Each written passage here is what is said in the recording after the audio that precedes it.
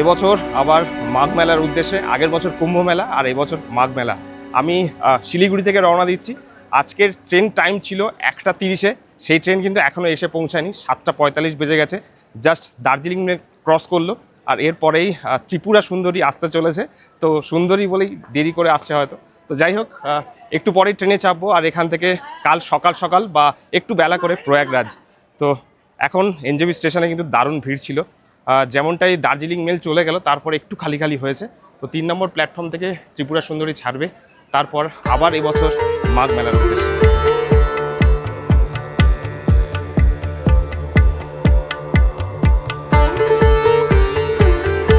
তো আমরা এই ট্রেনটা প্রায় 7 ঘন্টার উপরে লেট। তো যাই হোক, এখান থেকে এবার বেশ দারুণ মজা লাগছে। সকাল থেকে মানে দুপুর থেকে ওয়েট করে করে অনেকটা লেট হয়ে গেছে। তো ফাইনালি অ্যানাউন্স করেছে ঠিক দার্জিলিং মেলের পরেই কিন্তু ত্রিপুরা সুন্দরী আসছে স্টেশনে। তো চলুন যাওয়া যাক এবছরের মাঘ মেলা ঘুরতে। আর একটু পরেই ট্রেন এসে যাবে। আমার কোচ হলো B4। তো প্রত্যেকবারে এই সময় এসে দার্জিলিং মেল ধরি, তো এবারে ত্রিপুরা এক্সপ্রেস।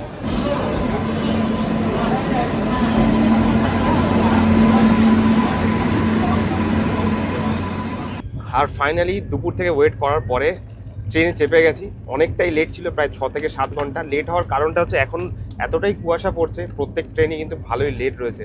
আজকের জানুয়ারির 2 তারিখ, কালকের কিন্তু 3 তারিখ। 3 তারিখ থেকেই মাঘ মেলা শুরু। আর তবে মাঘ মেলার প্রথম স্নান 3 তারিখ থেকে শুরু হয়ে যাবে, কারণ পূর্ণিমা পেয়ে গেছে অলরেডি। এবছরের মাঘ মেলা কেমন হয় দেখার জন্য আমি দারুণ এক্সাইটেড। আপনাদেরকেও দেখাবো মাঘ মেলার প্রথম দিন থেকে এই মাঘ মেলার যে আয়োজন, কিভাবে এবছর মাঘ মেলা প্রস্তুতি চলছে পুরো 1 মাসের জন্য, পুরোটাই থাকবে কিন্তু এই ভিডিওতে। মিস করবেন না। আগের বছরের মতন এবছরও কিন্তু সেই কুম্ভ মেলার আদলে মাঘ মেলা ভ্রমণ।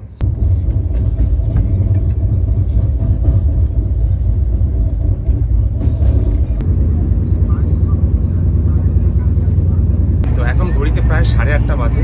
শিডিউল টাইম ছিল ভোর 4টের সময়, কিন্তু এখনও ট্রেন পৌঁছাতে পারেনি। প্রায় 8 থেকে 9 ঘন্টা লেট। আর লেট হওয়ার কারণটা আপনাদেরকে দেখাই। বাইরে দেখুন পুরো কুয়াশা রয়েছে, আর আরও সকালে আরও একদম অন্ধকার ছিল। তো যাই হোক, এত কুয়াশাতে ট্রেন লেট হওয়াটা খুবই স্বাভাবিক। তো প্রয়াগরাজ পৌঁছাতে পারলেই বাজে।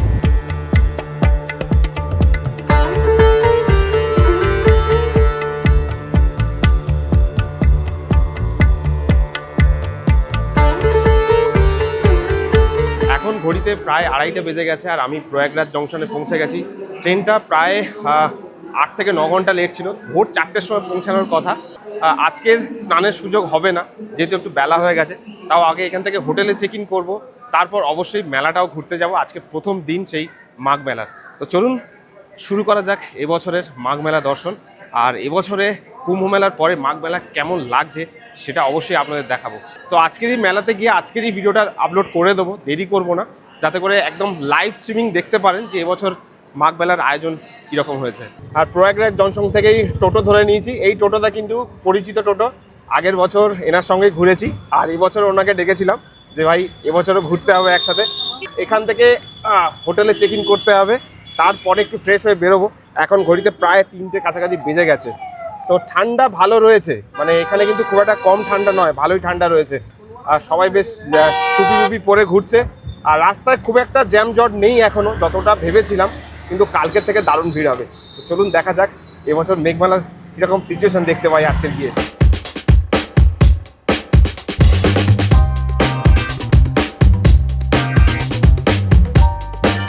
এখন ঘড়িতে প্রায় 4টে বেজে গেছে। হোটেলে চেক ইন করে তাড়াতাড়ি বেরিয়ে পড়লাম। আর এখন প্রয়াগরাজের একটা ঘাটে দাঁড়িয়ে রয়েছি। চেষ্টা করছিলাম যে এখান থেকে বোটিং দিয়েই শুরু করব, কিন্তু এখন 4টের পরে বোটিংগুলো বন্ধ হয়ে গেছে। কিন্তু এখান থেকে দারুণ সুন্দর লাগছে। আজকে প্রথম দিন, মাঘ মেলার প্রথম দিন। তো ভিড় সেইভাবে অতটা দেখা যাচ্ছে না আগের বছরের মতন, কিন্তু এখনও মেলার ভেতরে বেশ ভালোই ভিড় রয়েছে।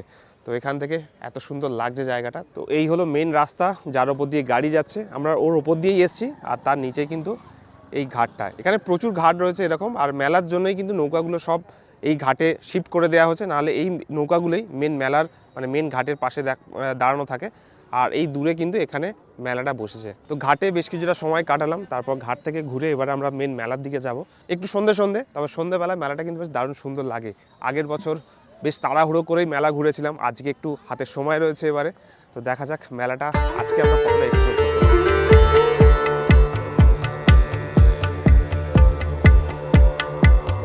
তো আমরা এখন মেন কুম্ভ মেলায় মনে পড়ছে, মাঘ মেলার দিকে যাচ্ছি। আর রাস্তার পাশে দেখুন কত ফুলের দোকান বসেছে, ছোটো ছোটো প্রচুর ফুলের দোকান। তো এখানে গাঁদা ফুল থেকে আরম্ভ করে গোলাপ ফুলেরও কিন্তু দোকান প্রচুর দুদিকে বসেছে। এখন যদিও সন্ধ্যাবেলা আর এখন মেলা সবে শুরু হয়েছে, এখন থেকে কিন্তু ভালোই ভিড় আর ভালোই দোকান বসতে শুরু করেছে। তো দেখা যাক এবার মেলার ভেতরে কেমন লাগে দেখতে। আর ঠিক মাঘ মেলার আগেই কিন্তু এখানে একটা শিবালয় পার্ক রয়েছে, যেটা আগের বছর মিস করে গেছিলাম। তো আজকের সময় আছে এই পার্কের ভিতরে একটু যাব, আর এই পার্কটা কতটা সুন্দর সেটা আপনাদেরকে দেখাবো। আগেরবারে যখন এসেছিলাম এতটাই রাত হয়ে গেছিলো, এই পার্কের মধ্যে ঢোকার সুযোগ পাইনি। তো আজকের একটু ঘুরে দেখবো এই পার্কটা, তারপরে আবার এখান থেকে পাশেই মাঘ মেলা, যেটা নদীর ওপারে যেতে হবে, সেখানে যাব। তো চলুন এটা আগে ঘুরে আসি।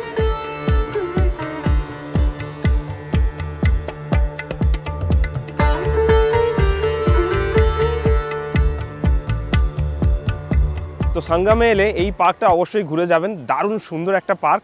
আর রাত্রেবেলা যখন লাইটগুলো জ্বলে আরও সুন্দর লাগে। এখানে দেখুন বড় একটা নন্দী করা রয়েছে, আর পুরো কৈলাস পর্বতের আদলে কিন্তু এইটা বানানো। সামনে ছিল সাগর মন্থন হচ্ছে, মানে সমুদ্র মন্থন হচ্ছে, সেই একটা স্ট্রাকচার বানানো রয়েছে। এটা কিন্তু দারুণ সুন্দর একটা জায়গা। একদিনে বা দুদিনে কিন্তু পুরো এই যে সঙ্গম বা মেলা ঘুরে দেখা সম্ভব নয়, অন্তত 4 থেকে 5 দিন সময় লাগবে। লাস্ট ইয়ারে যখন এসেছিলাম কুম্ভ মেলার উদ্দেশ্যে এতটাই বেশি বিজি ছিলাম যে এখানে আসার সুযোগই পাইনি। তো ভাবলাম আজকের যখন একটু লেটই হয়ে গেছে, তো এই জায়গাগুলো আপনাদেরকে দেখাই। জায়গাগুলো কিন্তু খুব সুন্দর লাগবে, সবার সুযোগ হয় না এই জায়গাগুলো এসে দেখার মতন। তো চলুন আজকের আমাদের ঘুরে দেখাচ্ছি পার্কটা।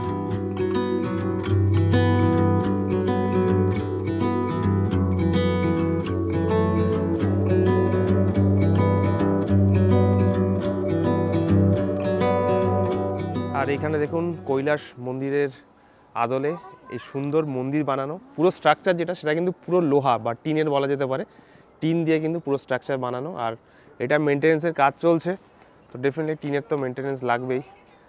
আর পুরো পার্কটা এরকম সুন্দর সুন্দর মন্দিরের ডিজাইন করা রয়েছে। সামনে দেখুন এদিকে পর পর প্রচুর মন্দির রয়েছে। আর এই জায়গাটার পিছনেই আর একটা রামেশ্বরম মন্দিরের স্ট্রাকচার করা রয়েছে, দারুণ সুন্দর লাগছে। পুরোটা কিন্তু লোহার বানানো। আর পিছনে রয়েছে ব্রহ্মাজির মূর্তি। আর এখানে বেশ ছোটো ছোটো প্রচুর মন্দিরের স্ট্রাকচার করা রয়েছে, যেগুলো দেখলে সত্যি খুব সুন্দর লাগবে। ভেতরে ওম মন্ত্র বাজছে সবসময়, সারাদিন ধরে বাজতে থাকে।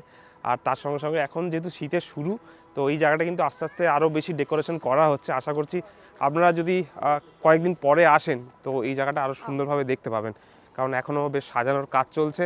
মেলার আজকে প্রথম দিন, তাই এখনও কিন্তু অনেক রকম প্রস্তুতি পর্ব চলছে এখানে। তো চলুন আর একটু এগিয়ে যাওয়া যাক।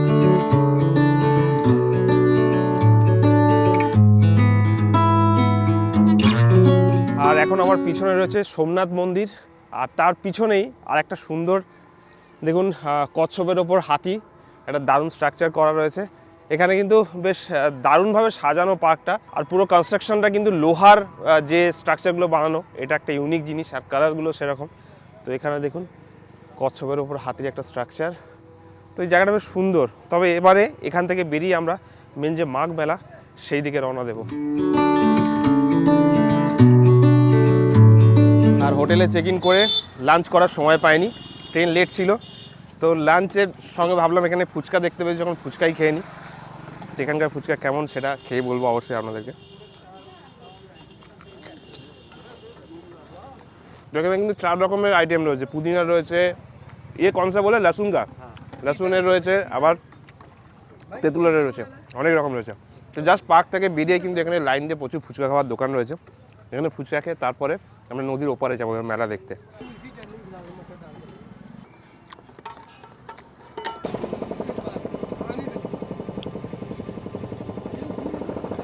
আর এইবারে আমরা নদীর পাড় দিয়ে সেই সঙ্গমের দিকে যাচ্ছি। তো এখন বেশ ভালো সন্ধ্যা হয়ে গেছে, ভালোই ঠান্ডা লাগছে এখান থেকে। আর এখান থেকে কিন্তু আগের বছরের মতন এখানে পুরো ছোটো ছোটো টেন্ট যেগুলো, সেগুলো কিন্তু অলরেডি বসতে শুরু করেছে অলরেডি। কারণ আগের বছরে যখন শুরুর দিকে এসেছিলাম মনে হচ্ছিল ফাঁকা ফাঁকা রয়েছে, তারপরে যা হয়েছে সেটা আপনারাও জানেন। তো এবছরও কিন্তু প্রিপারেশান সেরকমই রয়েছে, দারুণ সুন্দরভাবে বড় করে সাজানো হচ্ছে এবছরও। আর প্রচুর টেন্ট বসেছে, মানে দুপাশে প্রচুর টেন্ট। তো চলুন নামা যাক এবারে টোটো থেকে। আর এইবারে সেই মেলার একটা পাশে পৌঁছে গেছি। এখান থেকে লাগছে দেখুন, দারুণ সুন্দর লাগছে। আর পুরো পাশে পাশে প্রচুর লাইট জ্বলছে, ঠিক আগের বছর মতনই। মানে কুম্ভ মেলা বলেই যে ভিড় হবে, মাঘ মেলাতে ভিড় হবে এমনটা কিন্তু নয়।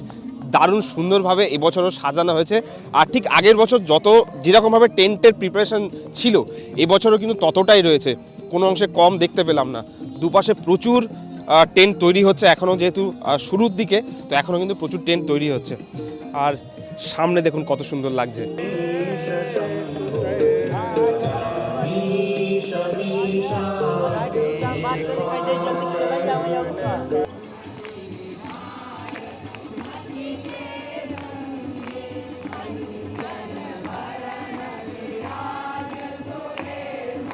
তো আমি এখন রয়েছি সেই সঙ্গমের ঘাটে। আজকের থেকে কিন্তু সঙ্গমের স্নান শুরু হয়ে গেছে, কারণ আজকের পূর্ণিমা ছিল, সকালেই স্নান শুরু হয়ে গেছে।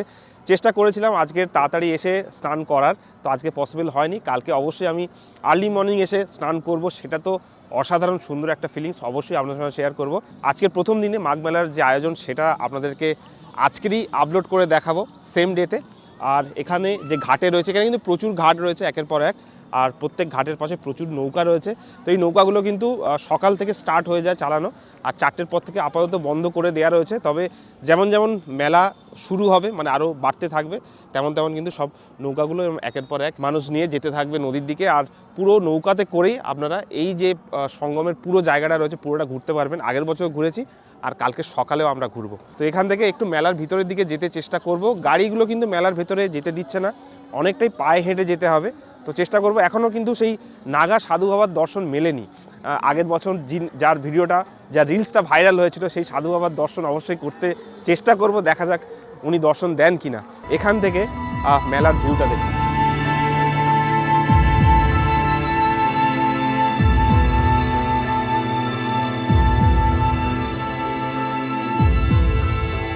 তো এই বছরের সব থেকে প্রথম চমক হচ্ছে, এই বছরে কিন্তু দারুণ ঠান্ডা রয়েছে, দারুণ ঠান্ডা। আগের বছর এতটা ঠান্ডা ছিল না। আর আমি এখন যেখান দিয়ে যাচ্ছি, এখানে কিন্তু স্নান ঘাট লেখা রয়েছে দেখুন। তো একটা স্নান ঘাটের পাশ দিয়ে যাচ্ছি। তো আজকে প্রথম স্নান হয়েছে, ভিড় ভালোই ছিল আর ঠান্ডাও ভালোই ছিল। এরপর থেকে কিন্তু কোন কোন ডেটে কোন কোন স্নান আছে সেগুলো আমি পরের ভিডিওতে অবশ্যই আপনার সঙ্গে শেয়ার করব। আর একটা ইনফরমেশান দিয়ে রাখি, যেমন আগের বছর টোটাল 22টা কিন্তু সেক্টর ছিল, মানে 22 জায়গায় 22 রকম সেক্টর করে আলাদা আলাদা ক্যাম্পেইন করা ছিল। এবছর কিন্তু 7টা সেক্টর আছে, মানে যেহেতু আগেরটা মহাকুম্ভ ছিল, তো সেই জন্য 22টা ছিল, এবছর 7টা সেক্টর আছে। কিন্তু তাও এখানকার আয়োজন দেখে মনে যে হচ্ছে না যে এবছর ভিড় কম হবে। আগের বছর যেরকম প্রিপারেশন ছিল, এবছরও কিন্তু প্রিপারেশন অলমোস্ট সেই রকম মনে হচ্ছে। এত তাঁবু রয়েছে পাশে পাশে, আর এত নৌকা দাঁড়িয়ে রয়েছে, সেই রকম ফিল আসছে। তো চলুন সামনে গিয়ে দেখা যাক এখানকার এই সাইড থেকে, মানে আমি এখন সেক্টর 7-এ রয়েছি, এখান থেকে কতটা কীরকম দেখা যায়। তো এইখানে দেখুন কত টেন্ট বসেছে। কে বলেছে এবছর ভিড় হবে না? দারুণ সুন্দরভাবে টেন্টগুলো কিন্তু সাজানো হয়েছে। এটা একটা মাত্র পাশ, এরপরে নদীর ওপারেও রয়েছে, আর পুরো যতটুকু রাস্তা এলাম, মানে ব্রিজের পাশ থেকে পুরোটা কিন্তু টেন্ট বসা শুরু হয়ে গেছে। তো চলুন একটু এগিয়ে যাওয়া যাক। তো আজকে সকালে এসে স্নান করতে পারিনি, তো কী হয়েছে, গঙ্গা জল অবশ্যই স্পর্শ করব।